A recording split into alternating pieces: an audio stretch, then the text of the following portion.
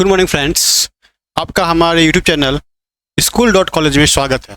देखिए, इससे जस्ट पहले हमने एक वीडियो डाल रखा था। कौन सा? टॉपिक 2। ये टॉपिक 2 है, परंतु हमें जो है यूनिट 3 पढ़ना है ना। देखिए यहाँ पे यूनिट 3 क्या है? यूनिट 3 है आपका प्रोस्पेक्टिव। यूनिट 3 है प्रोस्पेक्टिव इन डेवलपमेंट्स। तो इस प्रोस्पेक्टिव इन डेवलपमेंट हम लोग क्या पढ़ रहे हैं? BCC 1 यानी चाइल्डहुड एंड डेवलपमेंट पढ़ रहे हैं। उस चाइल्डहुड एंड डेवलपमेंट में हमारे पास 5 यूनिट है, जिसमें से 2 यूनिट के जितने भी टॉपिक थे 6 टॉपिक है। सबका 6 अलग अलग वीडियो मैंने डाल रखा है। यूनिट 3 में 2 टॉपिक है। उसका पहला टॉपिक जो है यूनिट 3 का मैंने डाल दिया। ये सारे के सारे BCC 1 के ही है। तो BCC 1 का यूनिट 3 का टॉपिक नंबर 2 वो आज हम लोग देखने वाले हैं। ठीक है, टॉपिक नंबर 2 क्या है? विकास के अध्ययन में अस्थाई विषय। यानी कि विकास का जब हम लोग अध्ययन करते हैं तो अस्थाई विषय का मतलब होता है कि भाई साहब, जो भी आपका इंड्यूरिंग थीम्स है, यानी इंड्यूरिंग थीम्स का मतलब कि जैसे ही जैसे विकास हो रहा है उसके अंदर कितने कितने विषय, यानी कि किस किस आयाम को हम लोग लेते हैं, वही पढ़ना है हमें। तो कहता है विकास के अध्ययन में अस्थाई विषय, यानी कि enduring themes in the study of development. जैसे जैसे हम डेवलपमेंट को स्टडी करते हैं उसमें किस किस चीजों को हम पढ़ते हैं, यही इसके अंदर हमें जानना है। ठीक है, चलिए, अगर हम ये समझ गए हैं तो हम देखते हैं कि इसके अंदर कौन कौन से टॉपिक्स हैं, यानी सब टॉपिक्स कौन कौन से हैं। तो हमें यही 4 टॉपिक को पढ़ना है। हम 4 टॉपिक को अलग से इसके अंदर पढ़ लेंगे, ये टॉपिक हमारा समाप्त हो जाएगा। बहुत ही आसान टॉपिक है। तो पहला क्या है? विकास एक बहुआयामी प्रक्रिया है, यानी development as a multi dimensional. यानी विकास जो है हर क्षेत्र में होता है। जैसे शारीरिक होता है, मानसिक होता है ना, शारीरिक होता है, मानसिक होता है, और क्या संज्ञानात्मक होता है, मॉरल होता है, मतलब नैतिक होता है। ये सारे डायमेंशंस हो गए। पहला टॉपिक ये हो गया। दूसरा टॉपिक कहता है विकास जीवन पर्यंत चलता है, यानी कि development through the life spam. ये पढ़ेंगे हम लोग, लाइफ स्पैम, यानी विकास जीवन पर्यंत, यानी हमेशा चलते रहता है जब तक हमारी लाइफ है। यानी कि जैसे जन्म लेते हैं, जन्म लेने से मृत्यु तक हमारी डेवलपमेंट जो है चलते रहती है। तो दूसरा टॉपिक ये पढ़ना है अपन को। तीसरा टॉपिक क्या पढ़ना है? विकास एक सतत, यानी कि कॉन्टिन्यूअस एवं असतत, यानी डिसकॉन्टिन्यूअस दोनों हो सकता है। विकास जो है, ये क्वेश्चन आया हुआ है, विकास जो है कॉन्टिन्यूअस भी हो सकता है और डिसकॉन्टिन्यूअस भी हो सकता है। हिंदी में बोलेंगे तो सतत भी हो सकता है और असतत भी हो सकता है। यानी क्यों? सतत मतलब होता है कि लगातार हमारे शरीर वृद्धि हो रहा है और डेवलपमेंट हो रहा है। औसत का मतलब होता है कि क्रमबद्ध होता है, मतलब 0 से 2 साल में इतना हो गया, 2 से 6 साल में भाषा विकास हो गया। जैसे हम लोगों ने जिन प्याजे, इसके जस्ट पहले वाला टॉपिक वही था, जिन प्याजे वाला। जिन प्याजे में देखते हैं कि चरणबद्ध होता है, यानी कि वो कंटिन्यूअस नहीं है, एक चरण में हो गया। जैसे हम लोग सीढ़ी चढ़ते हैं तो एक सीढ़ी पे चढ़ गए, फिर उसके बाद दूसरा सीढ़ी पे चढ़ेंगे, तो ये क्या हो गया? डिसकंटिन्यूअस हो गया, है ना। लेकिन अब 0 से 2 साल में क्या क्या चीजें विकास होता है वो देखते हैं। उसके बाद फिर बढ़ते हैं, फिर क्या विकास होता है। तो 0 से 2 में जो विकास हो गया, 2 से अगले साल में वो विकास नहीं, उससे ज्यादा विकास होगा। तो क्या होता है? क्रमबद्ध होता है ना। इसलिए कहा जाता है, इस पे कंफ्यूजन नहीं रखने का, ये हमेशा कॉन्टिन्यूअस और डिसकॉन्टिन्यूअस दोनों प्रकार का डेवलपमेंट होता है। और मैं विकास की बात कर रहा हूँ, डेवलपमेंट की बात कर रहा हूँ। तीसरा पढ़ लिया। चौथा पढ़ना है हमको विकास पर सामाजिक सांस्कृतिक संदर्भों का प्रभाव। यानी कि जब विकास होता है तो सामाजिक और सांस्कृतिक संदर्भ का क्या प्रभाव पड़ता है, यानी socio culture context influencing development. Socio culture context influencing development, ये हमें पढ़ना है। ठीक है, देखिए यहाँ पे पहले ये बच्चा था, इतना छोटा बच्चा था, अब ये बड़ा हो गया। अब लड़की भी रहेगी तो छोटा से बड़ा होगी, फिर ये इस तरह का बनेगा, जॉब वगैरह करेगा। फिर अगर लड़की रहेगी तो ये क्या होगा? जॉब वगैरह करेगी, फिर ये बूढ़ा भी हो सकता है ना। यही चीज इसमें बताया गया है। तो आइए इसके अंदर देखते हैं कि हमें क्या क्या चीजें बताया गया है। कहते हैं मानव विकास एक जटिल, ध्यान रखिएगा, एक जटिल, निरंतर एवं बहुआयामी प्रक्रिया है। जटिल मतलब होता है कॉम्प्लेक्स। ठीक है, तो विकास क्या है? एक कॉम्प्लेक्स, निरंतर मतलब कॉन्टिन्यूअस, और बहुआयामी यानी कि मल्टी डायमेंशनल प्रक्रिया है, यानी प्रोसेस है। विकास केवल शारीरिक वृद्धि तक सीमित नहीं है, बल्कि इसमें मानसिक, सामाजिक, संवेदनात्मक, नैतिक तथा भाषाई परिवर्तन भी शामिल हैं। विकास मनोविज्ञान के अध्ययन में कुछ ऐसे मूलभूत विषय हैं अब देखिए जरा ध्यान से यहाँ क्या बोला गया है, मैं थोड़ा सा इसको ऊपर कर देता हूँ। ये कहता है कि विकास में कुछ मूलभूत, कहता है कि विकास में मनोवैज्ञानिक के अध्ययन में कुछ ऐसे मूलभूत विषय हैं, वही विषय हम पढ़ रहे हैं, 4 मूलभूत विषय हैं जो सदैव महत्वपूर्ण बने रहते हैं। इन्हें विकास के अस्थायी विषय यानी इंड्यूरिंग थीम्स कहा जाता है। ये विषय हमें यह समझने में सहायता करता है कि व्यक्ति का विकास किस प्रकार होता है तथा किन कारणों से वह प्रभावित होता है। यानी कि विकास में कुछ मूलभूत विषय, विकास के को जानने के क्रम में कुछ मूलभूत विषय होते हैं, उन्हीं मूल विषय को हमें जानना है। ठीक है, यही 4 मूल विषय होते हैं, है ना। Development as a multi dimensional, यानी कि विकास एक बहुआयामी प्रक्रिया है। ठीक, आगे समझते हैं।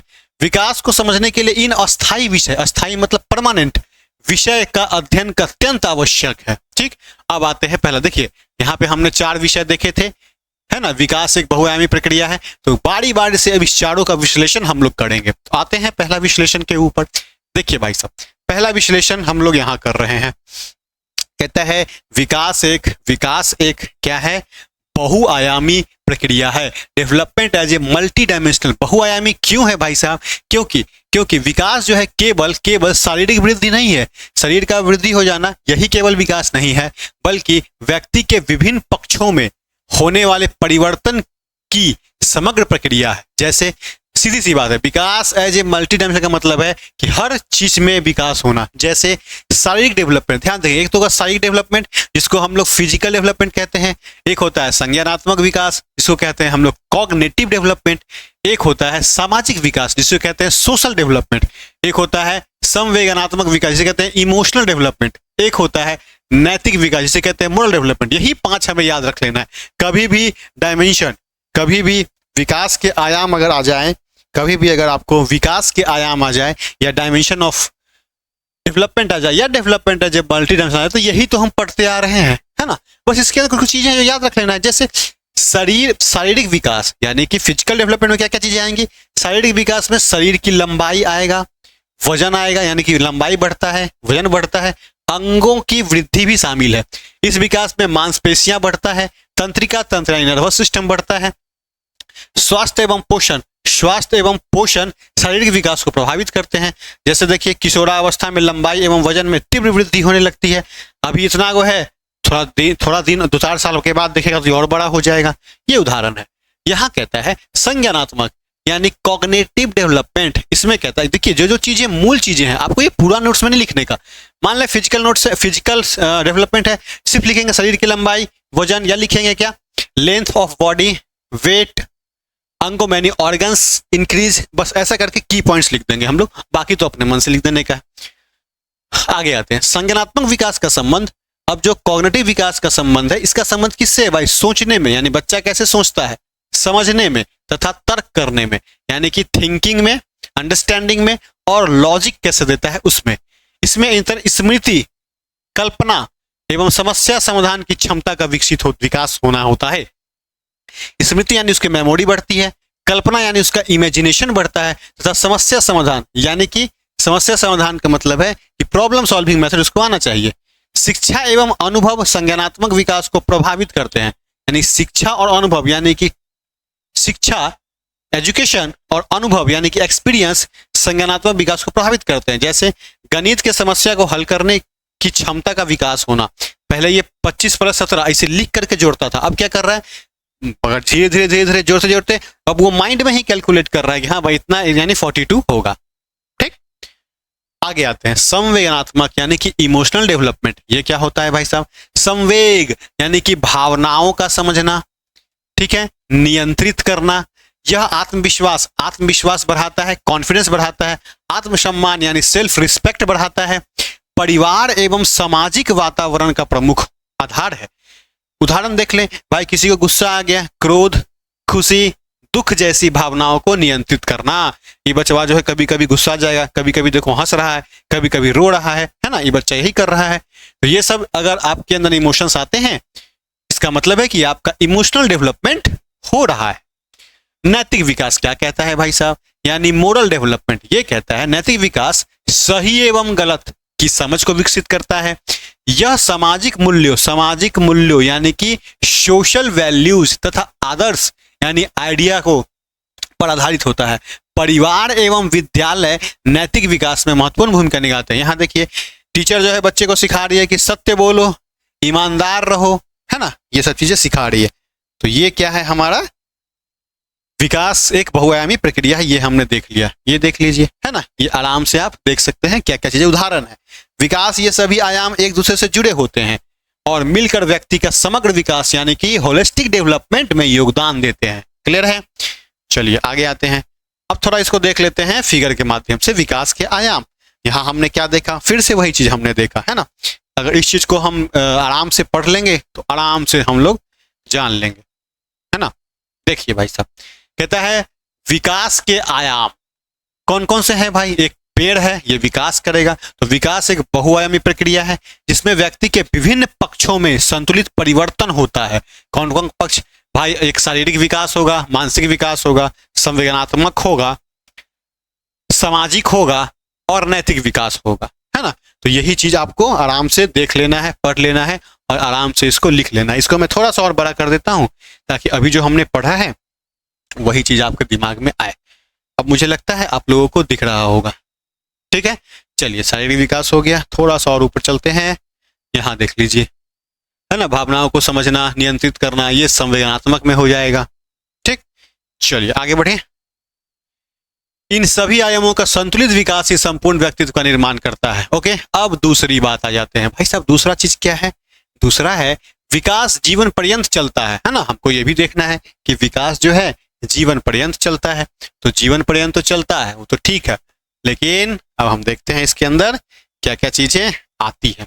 तो भाई साहब, जीवन पर्यंत का मतलब है कि जब से जन्म लिया बच्चा उसके बाद मरने तक, जब तक उसका जीवन है तब तक वो चलेगा।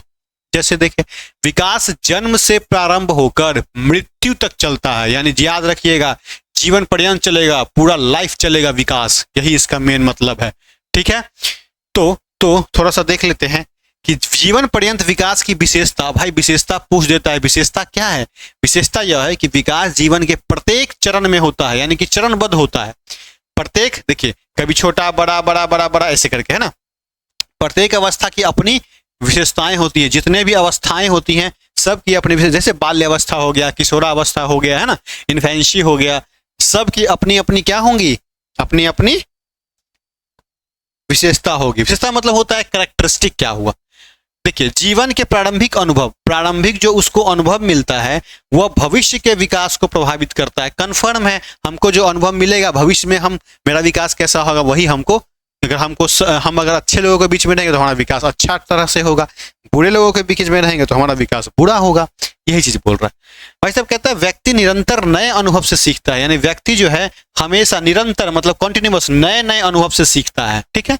विकास की प्रक्रिया वृद्धावस्था तक जारी रहती है। ये वृद्धावस्था तक जारी रहती है, क्योंकि वृद्धावस्था के बाद जो है ना, हम लोग सोचते हैं कि एकदम आराम से लाइफ मिल जाए, आराम से। बहुत सारे, जैसे कि वृद्धावस्था कब स्टार्ट होता है? 60 ईयर्स के बाद। 60 के बाद सरकार भी रिटायर कर देती है कि अब वृद्धावस्था में आ गया, जाकर के अब आराम कीजिए। लेकिन बहुत सारे IAS लोग जब 60 ईयर्स के बाद जब वो रिटायर होते हैं, फिर भी उनको एक कोई पोस्ट दे दिया जाता है जिसको बोलते हैं एक्सटेंशन पोस्ट। तो वो फिर भी तो उनका डेवलपमेंट हो रहा है ना। मान लो कि वो साइंस एंड टेक्नोलॉजी डिपार्टमेंट में थे, ठीक है, वो रिटायर हो गए, IAS थे, लेकिन फिर उनको उठा करके दे देगा एजुकेशन डिपार्टमेंट में कि भैया थोड़ा सा इसको संभाल लीजिए। एक्सपीरियंस था, क्या बोला, निरंतर किए गए अनुभवों से सीखता है, यानी जो अनुभव उनके पास आया सरकार भी जान गई कि हाँ भैया अनुभव से वो सीख गया, है ना। तो क्या होगा, वृद्धावस्था के बाद भी, रिटायर होने के बाद भी उसको एक्सटेंशन दे करके 2 साल के लिए और कोई वर्कलोड दे दिया जाएगा। तो ये क्या हुआ, ये वृद्धावस्था के बाद भी वो क्या हो रहा है, उनका डेवलपमेंट ही तो हो रहा है। और भी बहुत सारे लोग से मिलेंगे। पहले देख रहे थे साइंस एंड टेक्नोलॉजी डिपार्टमेंट, और अब किसको देख रहे हैं, शिक्षा विभाग, एजुकेशन डिपार्टमेंट को देख रहे हैं। तो ये अलग क्षेत्र था, ये अलग क्षेत्र में उनको सीखने को मिलेगा। तो वृद्धावस्था के बाद भी सीख सकते हैं, लेकिन कहता है कि भाई साहब वृद्धावस्था जारी रहती है, जारी हम लोग आगे भी रख सकते हैं ना। चलिए आगे बढ़ते हैं, इधर देखते हैं, इधर क्या है। इधर कहते हैं जीवन पर्यंत विकास की अवस्थाएं। देखो अवस्था में होता है, जैसे पहला अवस्था क्या होगा, गर्भावस्था, जिसको बोलेंगे पेरेंटियल स्टेज। इसमें क्या होता है, गर्भ धारण से लेकर के जन्म तक, यानी कि जो 9 महीना पेट में बच्चे रहते हैं, गर्भ धारण करने के बाद 9 महीने जो पेट में रहते हैं, जन्म तक, उस अवधि को कहते हैं गर्भावस्था। इसमें शारीरिक विकास की नींव इसी अवस्था में रखी जाती है।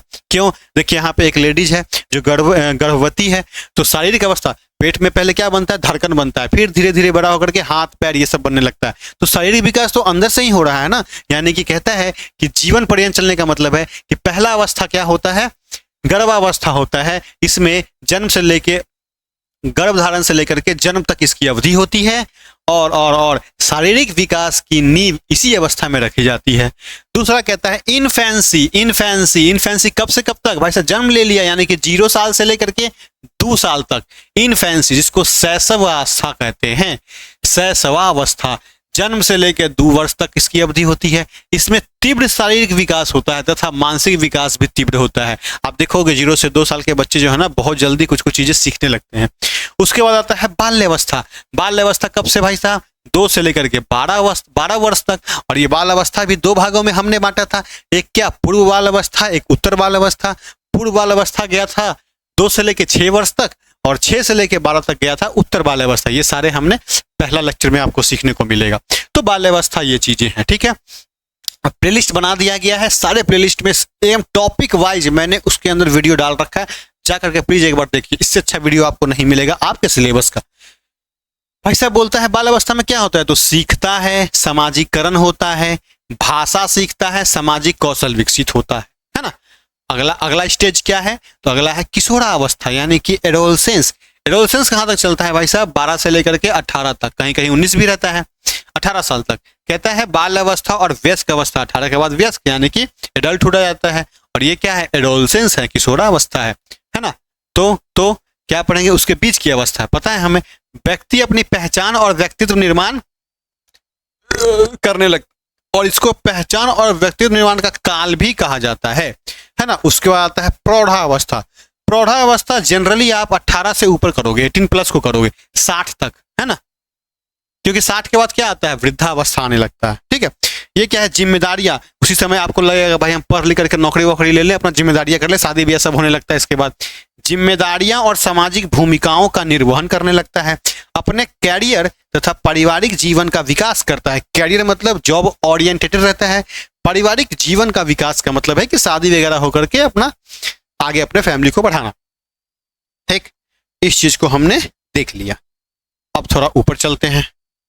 उसके बाद आता है वृद्धावस्था। क्या बोला, 60 से लेकर के प्लस, 60+ को वृद्धावस्था कहते हैं। इसमें अनुभव एवं ज्ञान का संचय रहता है। संचय मतलब स्टोर रहता है। अनुभव और ज्ञान जो भी 60 साल में उसने बचपन से लेकर 60 साल जो भी चीजें देखी है उसके अंदर अनुभव एक्सपीरियंस हो जाता है। शारीरिक क्षमताओं में कुछ कमी आ जाती है। हाँ भाई, थोड़ा सा बूढ़ा व्यक्ति हो जाएगा तो उसमें शारीरिक क्षमता थोड़ा सा कम हो जाएगी, हड्डी वगैरह कमजोर हो जाएगा, ये तो सबको पता है। हर अवस्था विकास की एक नई सीढ़ी है, इसी को बोला जाता है असतत यानी डिसकंटिन्यूअस, क्योंकि ये अवस्था वाइज हो रहा है। हर अवस्था, बाल्यावस्था, शिशुअवस्था, किशोरावस्था, प्रौढ़ावस्था, वृद्धावस्था, सारे के सारे जो अवस्था हैं वो एक सीढ़ी टाइप की है जो जीवन को समृद्ध और पूर्ण बनाती है ना। ये चीज हमें ध्यान देना होगा। यहाँ देख लीजिए, जीवन पर्यंत एक निरंतर, क्रमिक यानी कॉन्टिन्यूअस, सीक्वेंस और समग्र प्रक्रिया है। समग्र मतलब क्या होता है, होलिस्टिक प्रोसेस है, जन्म से मृत्यु तक चलती रहती है। यहाँ देखिए, जन्म ले लिया बच्चा, उसके बाद पूरा हंसने खेलने लगा शिशुअवस्था में, बाल अवस्था में पढ़ने लिखने लगा।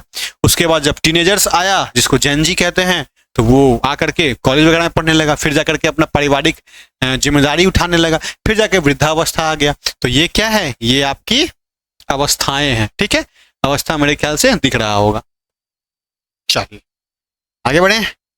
2 पढ़ लिए, तीसरा क्या है, तीसरा कहता है कि भाई साहब विकास एक सतत एवं, क्या बोला, विकास एक सतत एवं असतत दोनों प्रक्रिया है ना। कॉन्टिन्यूअस एंड डिसकॉन्टिन्यूअस दोनों प्रक्रिया है। तीसरा तो यही है हमारा, यही विषय है। कहता है सतत प्रक्रिया यानी कॉन्टिन्यूअस डेवलपमेंट। क्या है भाई, जब विकास धीरे धीरे एवं लगातार होता है उसे सतत प्रक्रिया कहते हैं। जैसे देखो, एक पौधे को जब हमने गाड़ दिया तो धीरे धीरे ये बड़ा होगा, ये क्या हो गया, कॉन्टिन्यूअस होते चला जा रहा है। ठीक, अब आते हैं असतत प्रक्रिया। देखिए, असतत क्या होता है, जब विकास निश्चित चरणों में या अवस्थाओं में जो होता है तब उसे असतत कहते हैं। जैसे देखो, ये क्या है, वर्म वुल है। इसमें क्या है, सबसे पहले क्या होगा, ऐसा होगा, फिर धीरे धीरे कुछ समय बाद ऐसा होगा, फिर कुछ समय बाद तितली बनने के निकल जाएगी। तो इसको क्या बोलते हैं, और यानी कि चरणबद्ध हो, फिक्स है कि इसी समय में इतना होगा, फिक्स है कि इसी समय में इतना होगा, ऐसे है ना, उसके बाद डेवलपमेंट नहीं होगा ऐसा। विकास अब देखते हैं भाई साहब, विकास एक क्रमिक रूप से होता है, परिवर्तन धीरे धीरे दिखाई पड़ता है, प्रत्येक नया अनुभव पिछले अनुभव पर आधारित होता है, ये तो कन्फर्म है भाई, है ना। विशेषताएं क्या है इसकी, अब देखो हम क्या पढ़ रहे हैं ना, हम पढ़ रहे हैं कॉन्टिन्यूअस डेवलपमेंट की विशेषता, ये पढ़ लिए। अब हम पढ़ने जा रहे हैं डिसकंटिन्यूअस की विशेषता, डिसकंटिन्यूअस डेवलपमेंट की विशेषता यानी कैरेक्टरिस्टिक को पढ़ रहे हैं। उसमें क्या है कि विकास चरणों में होता है, आपको बस इतना याद रखना है। देखो शैशवावस्था में ये गुड़कने लगेगा, फिर बाल्यावस्था में गुड़केगा थोड़ी, ये बाल्यावस्था में ही ये चलने लगेगा, किशोरावस्था में ये स्कूल कॉलेज वगैरह जाने लगेगा, फिर प्रौढ़ावस्था में जिम्मेदारी वगैरह संभाल लेगा, और वृद्धावस्था में तो बूढ़ा ही हो जाएगा। तो यही चीज कह रहा है कि ये स्टेप बाय स्टेप है, क्योंकि जो चीजें पीछे सीख गया वो आगे वो सीखे ही रहेगा, सीढ़ी बाय सीढ़ी है। तो सीधा सा बात है कि अगर धीरे धीरे और कंटिन्यूअस होगा तो उसे क्या होगा, वो क्रमिक रूप से बढ़ेगा और धीरे धीरे दिखाई पड़ेगा, ठीक। प्रत्येक नया अनुभव पिछले अनुभव पर आधारित होगा। लेकिन यहाँ क्या बोल रहा है, और डिसकंटिन्यूअस क्या होगा, ये चरणबद्ध होगा, प्रत्येक चरण अपनी विशेषता होती है, अचानक गुणात्मक परिवर्तन दिखाई देता है। हाँ सही बात है, अचानक गुणात्मक यानी कि क्वालिटी दिखाई देता है। कैसे भाई, जैसे ही बच्चा 2 साल 1.5 साल का रहेगा ना, तो बच्चा जो है अचानक से एक दिन जो है ना वो चलने लगता है, मतलब धीरे धीरे पैर डेगने लगता है। तो अचानक से एक दिन बाद, कल अगर वो नहीं चल रहा है तो अगला दिन किसी ना एक दिन चलने लगेगा, ठीक है, ऐसा उसको बोलते हैं, ठीक है। आगे बढ़ते हैं भाई साहब, देखिए उदाहरण, ये क्या है, कॉन्टिन्यूअस प्रक्रिया की उदाहरण है। क्या है भाई साहब, शब्दावली यानी वोकैबुलरी का धीरे धीरे बढ़ना। जैसे पहले शब्दावली कैसा विकास, ये कॉन्टिन्यूअस कैसे होगा, माँ है, फिर अगला जाकर के माता बोलेगा, कुछ समय बाद माता जी, फिर माता श्री, ऐसे करके बोलने लगेगा। लेकिन इसमें क्या है, पियाजे द्वारा वर्णित संज्ञानात्मक विकास की अवस्था, देखो ध्यान से देखो, ये क्या है, ये विकास, ये कॉन्टिन्यूअस डेवलपमेंट का ये उदाहरण हम दे रहे हैं, है ना, ये कॉन्टिन्यूअस डेवलपमेंट का उदाहरण है। और ये क्या है, ये जो है डिसकंटिन्यूअस का उदाहरण है। उसका उदाहरण क्या है कि जो जिन पियाजे द्वारा वर्णित, जिन पियाजे ने जो भी अवस्थाएं दी थी उसमें क्या क्या दी थी, मोटर सेंसरी अवस्था यानी संवेदी गत्यात्मक अवस्था 0 से 2 साल को बोला था। इसमें कुछ चीजें बच्चे अलग करते हैं। इसके बाद एक अवस्था ऐसा आता है जो कॉन्क्रीट अवस्था कहते हैं, जिसे हम लोग यानी कि प्री कॉन्क्रीट अवस्था, जिसे हम लोग कहते हैं 2 से 7 साल में। एक कहता है ठोस संक्रियात्मक अवस्था यानी कि सॉलिड कॉन्क्रीट स्टेज 7 से 11 साल। उसके बाद कहते हैं फॉर्मल कॉन्क्रीट स्टेज यानी कि औपचारिक संक्रियात्मक अवस्था, जो 11 वर्ष और उसके आगे से मिलता है, ठीक है। ये चीजें हैं। कहते हैं अतः विकास की प्रक्रिया कभी कभी धीरे धीरे और कभी निरंतर रूप से होती है, यानी कि कभी तो सतत होगी, कभी असतत होगी, तो दोनों होती है डेवलपमेंट। एकदम याद कर लीजिएगा, चरणों में होती है, इसीलिए कहते हैं असतत। यानी कि हमसे पूछा जाएगा कि सतत और असतत कैसे डिफरेंस कर सकते हैं, कोई एक डिफरेंस बताइए। तो भाई साहब अगर चरणों में हो रहा है तो असतत यानी कि डिसकंटिन्यूअस, और अगर लगातार धीरे धीरे क्रमिक हो रहा है तो सतत यानी कॉन्टिन्यूअस होता है, ठीक है। आगे बढ़ते हैं, चलिए यहाँ पे हम अंतर देख लेते हैं ना, सतत और असतत प्रक्रिया की। भाई साहब सतत और असतत प्रक्रिया का हम उदाहरण यहाँ पे देख रहे हैं, ठीक। आधार पर गति, उसके बाद सतत मतलब होता है, याद रखिएगा, कॉन्टिन्यूअस होता है, और असतत मतलब होता है डिसकंटिन्यूअस। क्या चीजें हैं, ये धीरे धीरे चलता है और ये चरणबद्ध होता है ना। आगे मात्रात्मक यानी कि क्वालिटी, इसके अंदर क्वालिटी का इंक्रीमेंट होता है। हाँ सॉरी क्वालिटी नहीं, मात्रा है ना, तो क्वांटिटी, इसके अंदर हम लोग क्वांटिटी देखते हैं, और ये गुणात्मक, इसको हम देखते हैं क्वालिटी, ठीक है। आगे बढ़ते हैं, ये परिवर्तन था। स्वरूप इसका देखें तो ये निरंतर यानी कि कॉन्टिन्यूअस चलेगा, और ये अवस्थागत यानी ये स्टेज के ऊपर चलेगा। हर स्टेज में कुछ कुछ चीजें डिफरेंस होंगी। उदाहरण क्या है ये भाई, भाषा विकास। भाषा विकास किसका आ जाएगा, कॉन्टिन्यूअस डेवलपमेंट। बोलेगा भाषा विकास, लैंग्वेज डेवलपमेंट किसके अंदर आएगा, तो कॉन्टिन्यूअस के अंदर आएगा। देखिए पहले माँ बोला, फिर माँ पानी ऐसे बोलेगा, फिर माँ मुझे पानी चाहिए, तो धीरे धीरे क्या है, इसका भाषा विकास हो रहा है। और इसके अंदर आएगा तो पियाजे की अवस्थाएं आएगी। तो डिसकंटिन्यूअस अगर बोला जाए तो जो पियाजे की 4 अवस्थाएं दे रखी हैं ये हम एग्जाम्पल में दे सकते हैं, ठीक है। और ये आप आराम से चित्र के माध्यम से आराम से आप देख सकते हैं, ठीक है। वही चीजें हैं, इसको मैंने एक साथ कर दिया। आगे क्या बोला, रेखीय ग्राफ द्वारा सतत विकास तथा सीढ़ीनुमा ग्राफ द्वारा असतत विकास दर्शाया जाता है। कभी भी अगर आपको दिखाना हो तो आराम से आप दिखा सकते हैं कि भाई साहब कॉन्टिन्यूअस डेवलपमेंट क्या है, ये विकास का स्तर है और ये समय है यानी कि टाइम है, और ये स्तर है यानी कि लेवल है, development of level of development. ये इस तरह से जाएगा ग्राफ में। यह ग्राफ दर्शाता है कि धीरे धीरे और कंटिन्यूअस हो रहा है, जैसे भाषा विकास, याद रख लेना इसको एग्जाम्पल को, ठीक है। और अगर इस तरह का ग्राफ बनेगा और यहाँ समय देना है, यहाँ विकास का स्तर देना है, इस तरह का ग्राफ बनेगा, ये सीढ़ीनुमा ग्राफ बन गया, तो इसको क्या बोलेंगे, डिसकंटिन्यूअस डेवलपमेंट। कभी भी अगर कंटिन्यूअस और डिसकंटिन्यूअस डेवलपमेंट आ जाए, डेवलपमेंट आ जाए, तो आपको ये दोनों बना देना है, ठीक है। यह ग्राफ यह दर्शाता है कि विकास एक निश्चित चरणों में तथा अवस्थाओं में होता है, जैसे जीन पियाजे की अवस्था। तो कॉन्टिन्यूअस में क्या एग्जाम्पल आएगा, भाषा विकास। डिसकंटिन्यूअस में क्या एग्जाम्पल आएगा कि पियाजे की अवस्थाएं, क्योंकि सीढ़ीनुमा अवस्था में अगर चेंज होता है तब, ठीक है। चौथा बढ़ते हैं भाई साहब। चौथा कहता है विकास पर सामाजिक सांस्कृतिक का प्रभाव। क्या बोला हमने, विकास पर सामाजिक एवं संस्कृति का प्रभाव, है ना।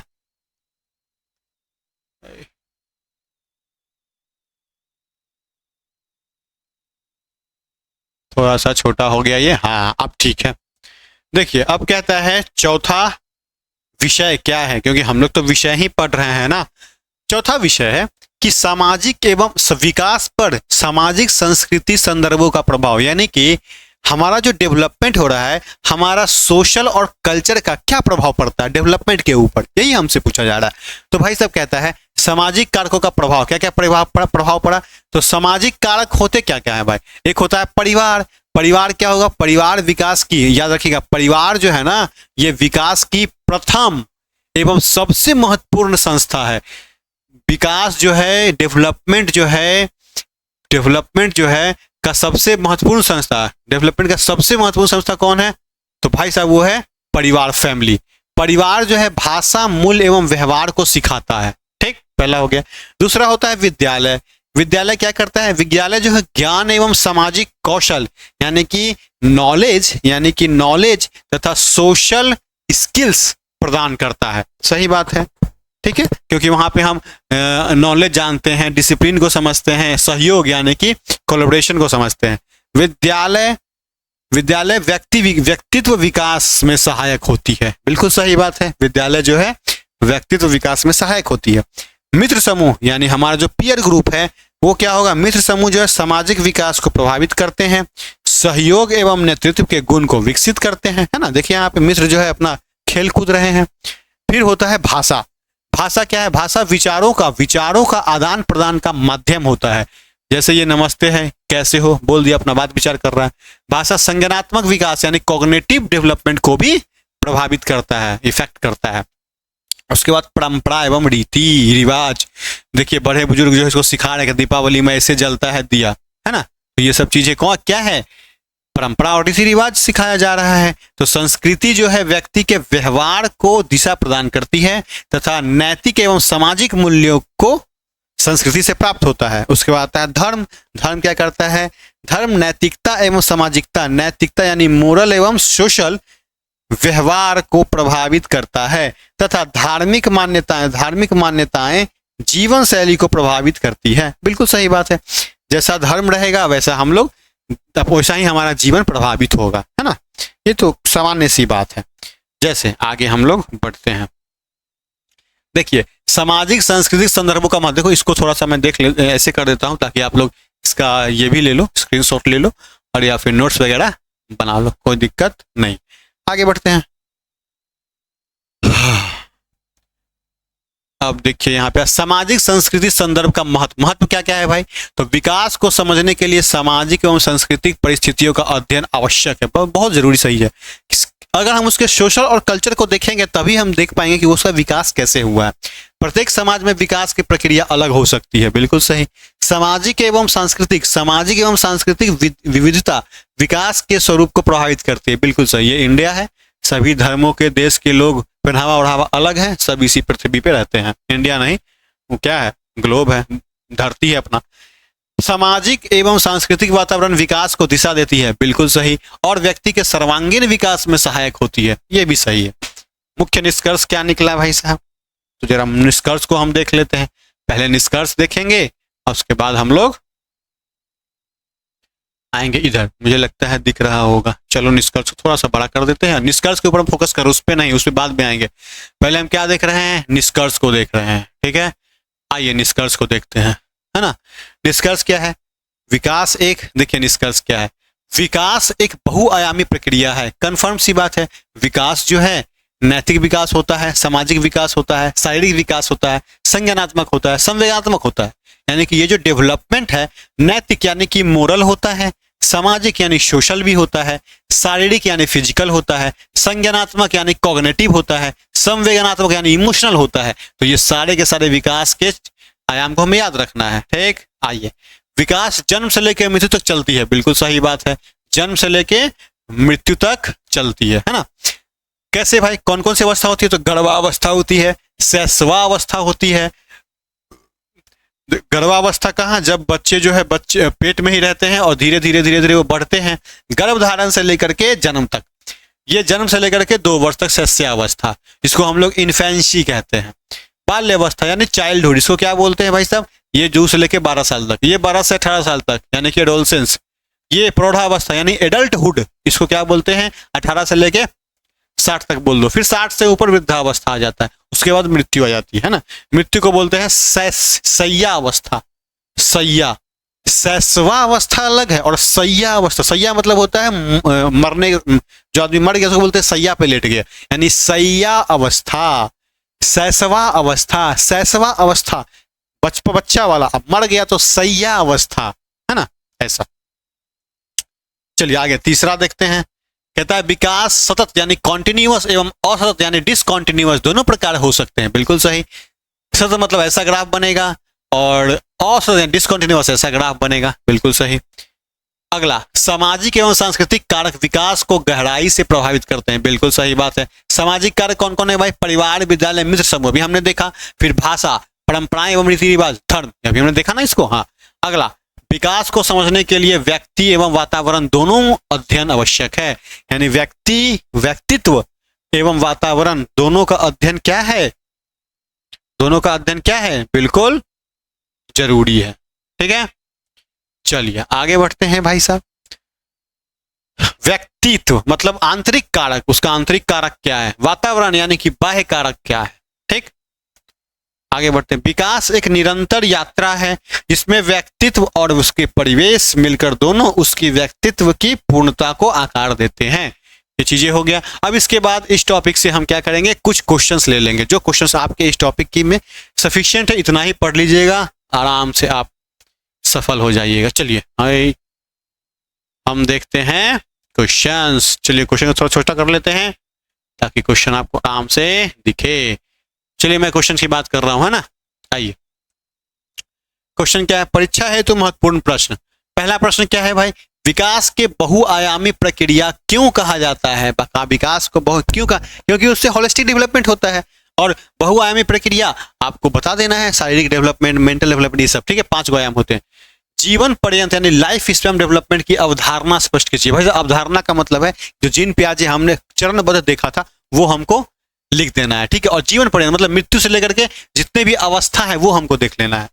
तो मृत्यु से लेकर कितने अवस्था है भाई? शैशवावस्था हो गया, मतलब शैशवावस्था जिसे इन्फेंसी कहते हैं, शैशवावस्था हो गया, बाल अवस्था हो गया, फिर एडल्टहुड हो गया, चाइल्डहुड हो गया, मतलब यही सब यहाँ से लेकर के प्रौढ़ावस्था तक सब कुछ देख लिया, ऊपर में हमने देखा।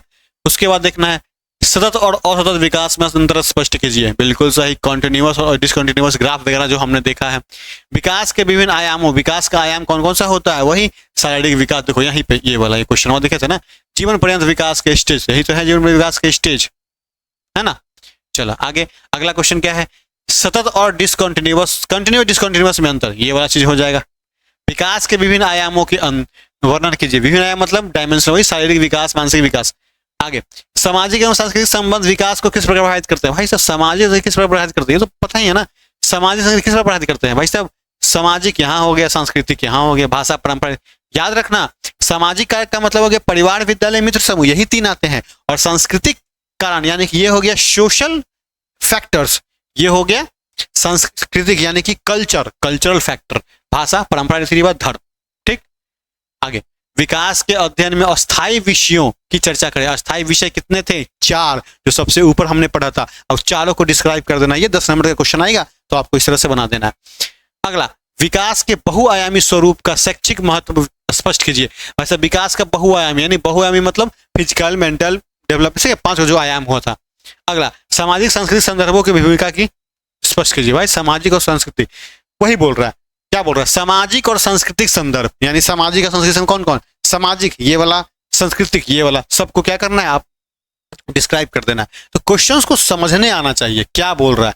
अच्छी तैयारी, सही समझ और नियमित अभ्यास से सफलता मिलेगी, यही तो अलग चीज है। ठीक है, चलिए हम, मुझे लगता है कि इस दोनों को मैं ऐसे कर देता हूं ताकि आप लोग को आराम से ये दिख जाए। ठीक है, यहां तक दिख गया होगा ना? नहीं तो भाई साहब ऐसे कर देता हूं, पहले आप ये देख लो, ये स्क्रीनशॉट ले लो 5 तक, उसके बाद मैं थोड़ा सा स्कोर बढ़ा देता हूं, अब यहां ले आया 8 तक, लेकर के लिख लीजिए। ठीक है, चलिए मुझे लगता है कि अब आप लोग को समझ में आ गया होगा। तो हम लोगों ने ये सारा का सारा पढ़ लिया है ना। अब जो है यूनिट 3 का टॉपिक 2 भी खत्म हो गया। अब अगले लेक्चर में हम लोग देखेंगे यूनिट 4, है ना। ये यूनिट 3 था, अब हम लोग देखेंगे यूनिट 4। तो यूनिट 4 में क्या पढ़ना है वो हम चर्चा आगे करेंगे। चलो ठीक है, अभी तक कोई भी दिक्कत हो तो हमसे कांटेक्ट कर लें। ठीक है, 7061889029 this is my WhatsApp number, you can WhatsApp कोई भी दिक्कत हो तो। चलिए हम लोग मिलते हैं नेक्स्ट लेक्चर में। Thank you.